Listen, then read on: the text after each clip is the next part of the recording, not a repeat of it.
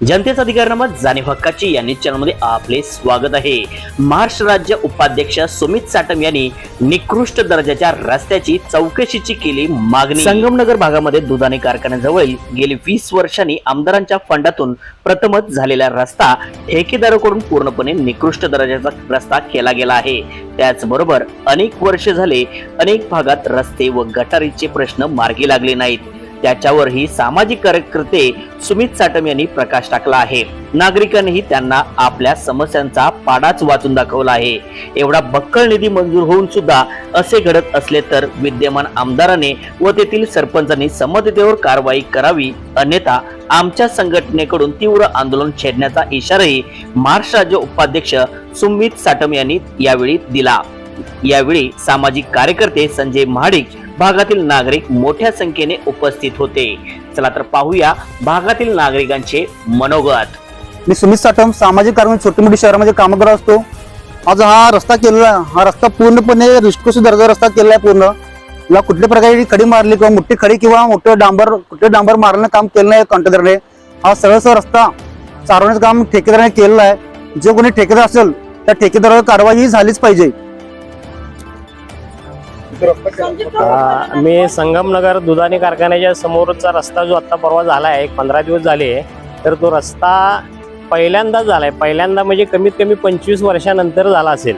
तर तो पहिल्यांदा होऊन सुद्धा एकदम निकृष्ट दर्जाचा रस्ता झालेला आहे। एकदम मुरुम सगळा खाली टाकलेला आहे। काळी खडी वगैरे टाकायला पाहिजे तशी काही जास्त टाकलेली नाहीये।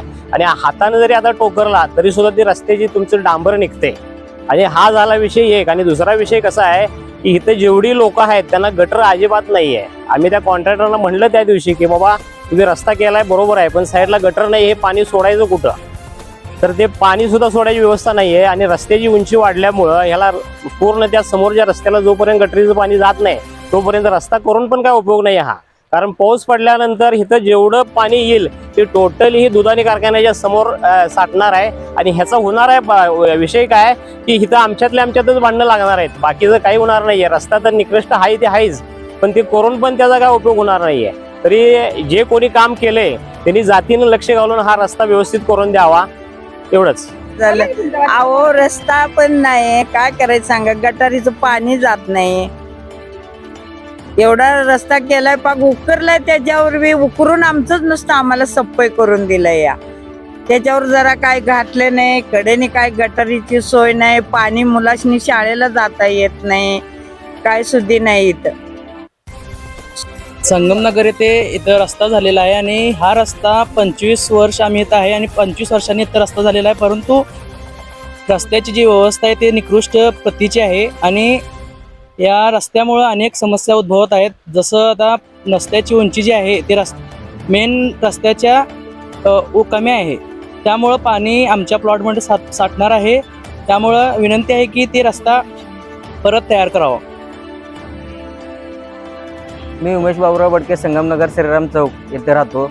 या भागात वारंवार ग्रामपंचायतीत व ग्रामपंचायत वगैरे दखल देऊन सुद्धा पावसाळ्यात वगैरे पाणी साठतं, गुडघ्यापर्यंत पाणी राहतं व लहान मुले यातूनच दुकानला जातात, शाळेला जातात। वारंवार आम्ही तक्रार देऊन सुद्धा इथे कोणी लक्ष देत नाहीत।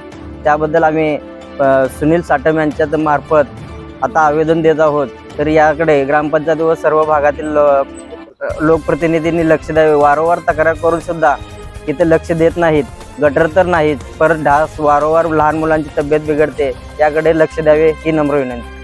जनतेचा अधिकारनामा जाणीव हक्काची या न्यूज चॅनलला लाईक, शेअर व सबस्क्राईब करण्यास विसरू नका व सदैव रहा अपडेट।